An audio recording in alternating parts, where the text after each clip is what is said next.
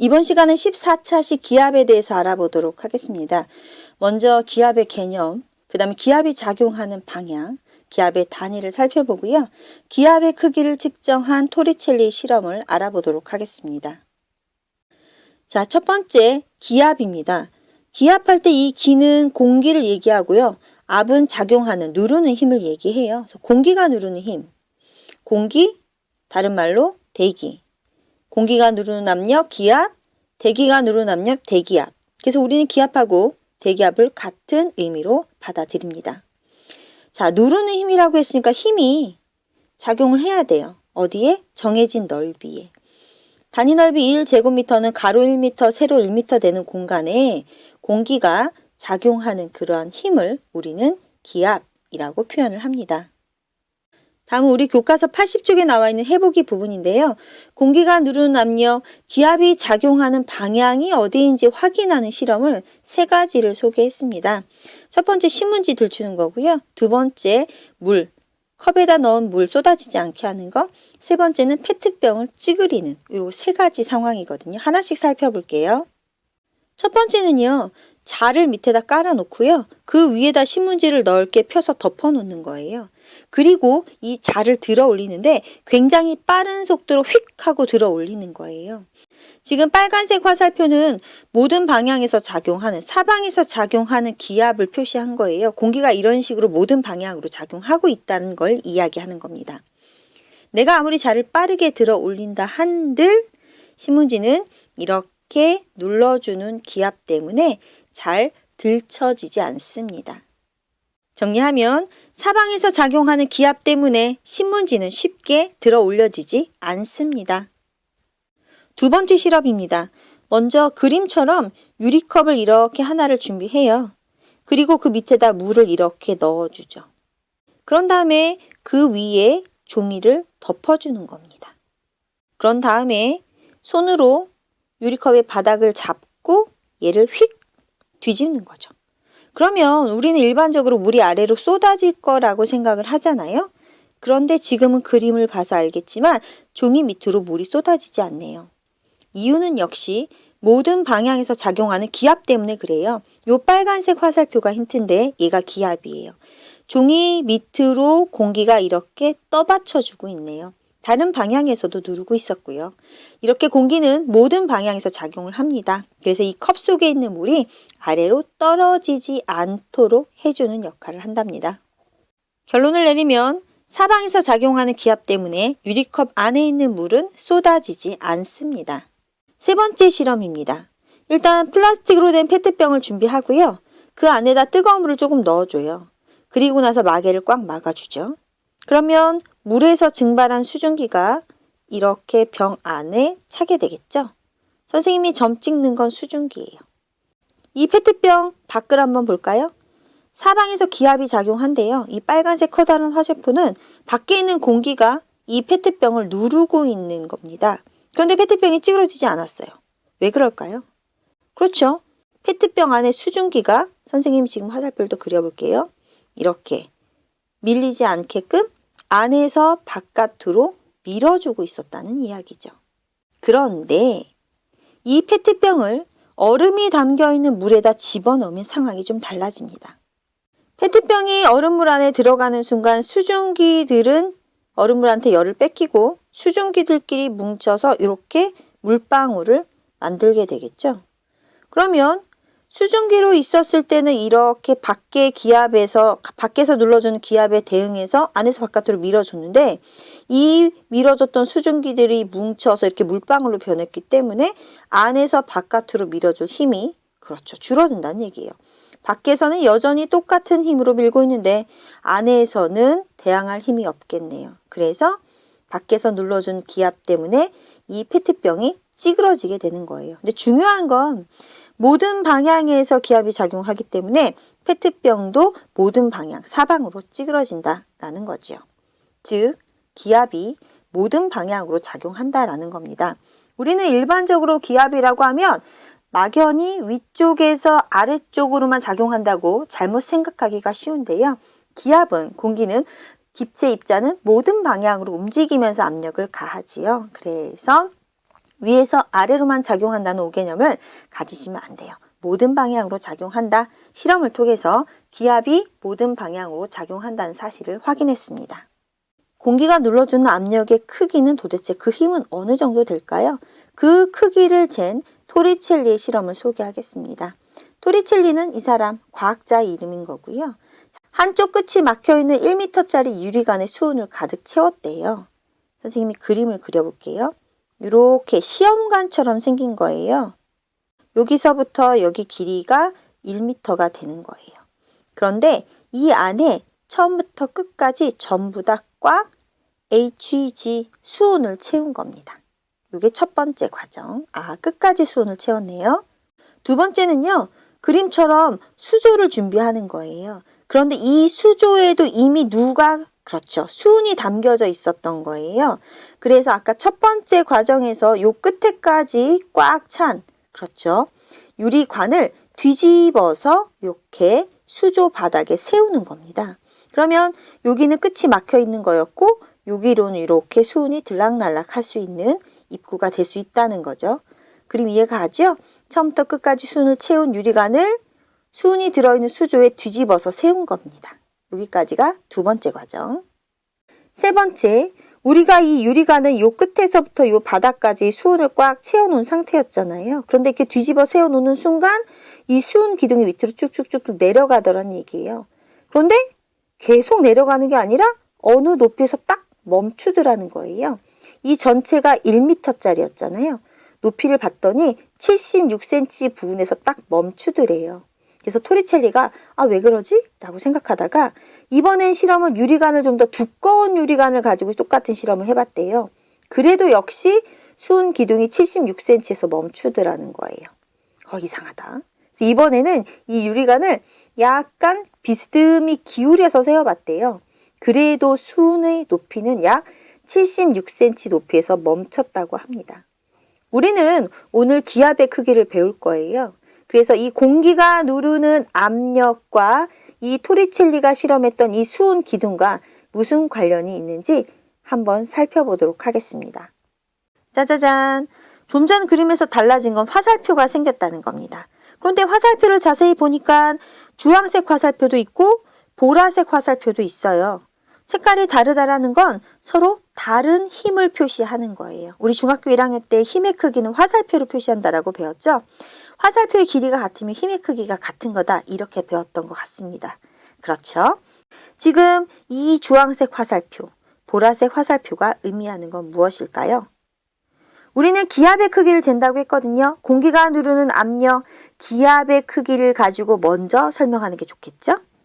수조에 수은이 들어있어요. 선생님이 지금 빨간색으로 표시하는 건 수조에 들어있는 수은의 표면을 나타낸 겁니다. 그런데 보라색 화살표 보세요. 주변에 있는 공기가 눌러주는 힘을 표시한 겁니다. 그러면 이 보라색 화살표는 공기가 눌러주는 힘이니까 그렇죠. 기압을 의미하는 겁니다. 그런데 여기서 친구들이 헷갈려하는 게 있어요. 보세요. 공기가 이렇게 수은 표면을 눌러주고 있어요. 그러면 눌러주는 힘 때문에 이 수조 안에 들어있는 수은은 어디론가 빠져나가야 되는데 수조는 보다시피 완전히 막혀 있어요. 틈이 있다면 수조에 세운 유리관이고 유리관은 여기가 막혀 있는 거고 여기는 뚫려 있었던 부분이겠죠. 그래서 수은면 표면에서 공기가 누른다면 그 누르는 힘을 원래 이렇게 표시하면 안 되지만 선생님이 10이라고 할게요. 자, 이렇게 눌리는 힘이 10이었어. 10만큼 힘에 의해서 밑에서부터 떠받치는 이런 흐름이 생기는 거죠. 위에서 눌러서 빠져나갈 수가 없으니까 이렇게 올라가는 방향으로. 그 얘기는 이 지금 보라색 화살표하고 밑에서 이렇게 올라가는 떠받들여주는 화살표의 크기는 같은 거예요. 힘의 크기가 같은 거죠. 즉, 요 보라색 화살표, 공기가 눌러준 기압, 걔에 의해서 떠받쳐주는 힘, 요 보라색 화살표, 얘도 기압을 나타낸 거예요. 즉, 이 크기하고 이 크기는 같은 겁니다. 그러면 이제 유리관 안에 있는 수은으로 가볼게요. 수은은 이 유리관의 꼭대기, 이 끝까지 완전히 차 있었거든요. 근데 뒤집어서 세워놓는 순간 수온이 밑으로 졸졸졸졸 내려가더라는 거예요. 근데 계속 내려가는 게 아니라 일정한 높이까지 가다가 딱 멈춘 거예요. 몇 센치에서? 그렇죠. 76cm에서. 수은 기둥은 굉장히 무거워요. 굉장히 무거운 수은 기둥이 이렇게 밑으로 내려가려고 하는데 만약에 기압이 없어서 눌러주지 않았고 이 눌리는 힘에 의해서 떠받쳐주는 힘이 없다면 얘는 그냥 밑으로 쭉 빠져나오겠죠. 방해하지 않으니까. 얘가 내려오는 걸 방해하는 사람이 없으니까. 그런데 기압이 눌러주고 그 눌러주는 힘 때문에 이렇게 떠받쳐주는 힘이 생기면서 수은 기둥 무게에 의해서 내려오려고 하는 것을 얘가 막아주고 있는 거죠. 그런데 언제까지 내려오냐면요. 이렇게 공기가 눌려주는 힘, 선생님 10이라고 표현했거든요. 요 10만큼 요 힘 크기하고 수은 기둥의 그렇죠. 무게에 의한 힘이 같은 그 지점에서 딱 멈춘 거예요.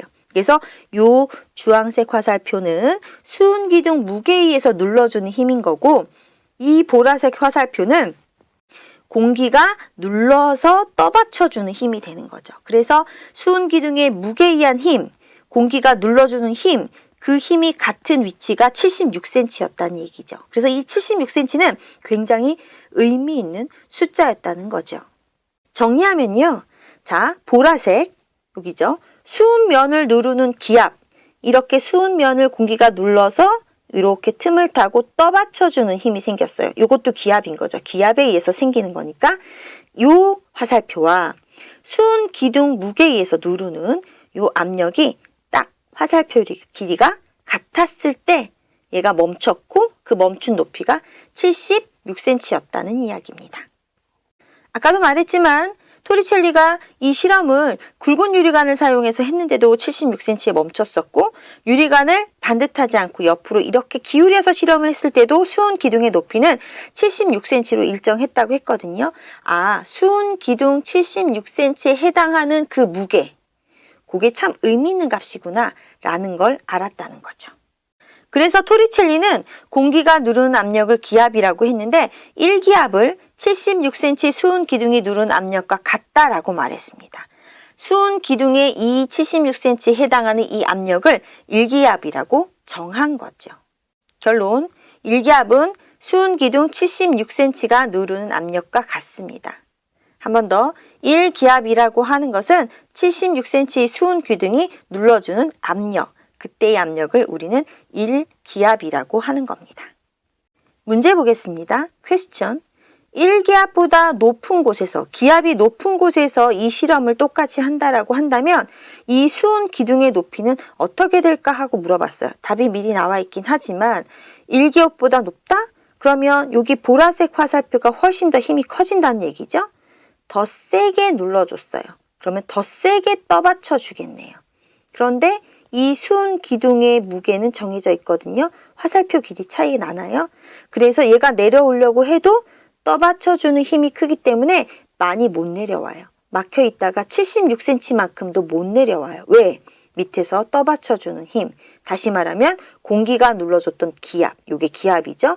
기압에 의해서 생겨서 떠받쳐준 힘이 훨씬 더 수은 기둥 무게보다 컸잖아요. 그래서 얘가 내려오지 못하게 밑에서 받쳐주는 겁니다. 그래서 76cm보다도 훨씬 더 높은 곳에서 수은 기둥이 멈추게 되는 겁니다.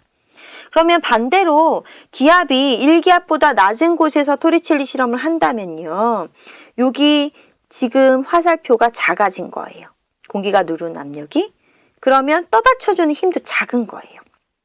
상대적으로 수은 기둥 무게가 이 화살표가 훨씬 크니까 더 밀고 내려오게 되겠죠. 그래서 76cm보다 더 낮은 높이에 멈추게 될 겁니다. 정리하면 1기압일 땐 76cm에서 멈춘다. 1기압보다 높으면 76cm보다 높은 곳에서 멈춘다. 1기압보다 작으면 76cm보다 더 낮은 곳에서 멈추게 된다. 이렇게 정리하면 되겠네요. 1기압은 76cm 수은 기둥이 눌러주는 압력이다라고 토리첼리가 정한 겁니다. 기압을 나타내는 단위를 알아볼 건데요. 기압의 크기를 측정한 토리첼리는 수은을 가지고 있어요. Hg. 그리고 얘가 몇 센치에서 멈췄나 봤거든요. 센티미터. 그래서 수은을 이용해서 기압을 측정했을 때 사용하는 단위로 높이를 표시하는 센티미터와 수은의 원소기호인 Hg를 붙여서 cm Hg라고 하고 단위를 정했어요. 수은 기둥 76cm Hg가 1기압이 되는 겁니다. 다음은요. 일반적인 기압을 나타내는 단위 헥토파스칼이 있어요. H를 헥토라고 읽어주고 PA는 파스칼이라고 읽어줘요. 가운데 있는 P만 대문자예요. 소문자, 대문자, 소문자 알아두시고요. 1제곱미터라고 하는 넓이에 100N의 힘이 작용했을 때의 그때 압력을 우리는 1헥토파스칼이라고 이야기를 합니다. 밑에 표를 채우면요. 1기압은 cm Hg라고 했으니까 수은 기둥 몇 cm니? 라고 했던 76cm 이렇게 나오고요. 얘를 헥토파스칼로 환산을 하면 약 1013 헥토파스칼이 된다고 합니다. 그래서 기압을 나타내는 단위는 cm Hg와 헥토파스칼이 있습니다. 1기압이 얼마야? 수은 기둥 76cm가 누르는 압력, 그 정도를 1기압이라고 해. 헥토파스칼로 바꾸면 1기압은 1013 헥토파스칼이야. 이렇게 환산이 된다는 거 알아두시기 바랍니다. 다음은 기압의 변화입니다. 우리는 기권의 층상 구조를 배웠어요. 대륙권, 성층권, 중간권, 열권. 기억하시죠? 공기는 대부분 대륙권에 있어요. 지표에서 높이 올라가면 올라갈수록 기압은 낮아진다고 배웠어요. 그래프로 확인해 볼까요? 자, 여기가 높이가 30, 높이가 20, 높이가 10. 높이가 높을 때는 기압이 낮아요. 높이가 낮아지면 기압이 조금 높아지고, 높이가 더 낮아지면 기압은 더 높아지고, 높이가 낮아지면 기압은 더 많아지네요. 아, 높이 올라갈수록 기압이 낮아지는구나. 그래프로 확인을 했고요. 공기는요, 끊임없이 계속 움직입니다. 그래서 기압을 만약에 내가 측정한다고 했을 때 장소와 시각에 따라 달라집니다. 높은 산에서 잴 때, 지표에서 잴 때 다르고요. 또 같은 장소라 하더라도 아침에 잴 때, 점심에 잴 때, 저녁에 잴 때 기압이 달라집니다. 왜요? 공기가 계속 움직이기 때문에 그렇습니다. 이번 시간에 우리는요, 기압의 개념을 배웠고요. 기압이 작용하는 방향이 모든 방향이라는 거, 기압의 단위 cm Hg 헥토파스칼 배웠고요. 그런 다음에 토리첼리 실험까지 알아봤어요. 그래서 이 사람이 수은 기둥 76cm의 무게에 해당하는 그때의 압력을 1기압이라고 하자라고 정했다고 했습니다. 다음 시간에는요, 기압의 차이로 부는 바람, 고기압, 저기압, 해류풍 이런 거에 대해서 배워보도록 하겠습니다.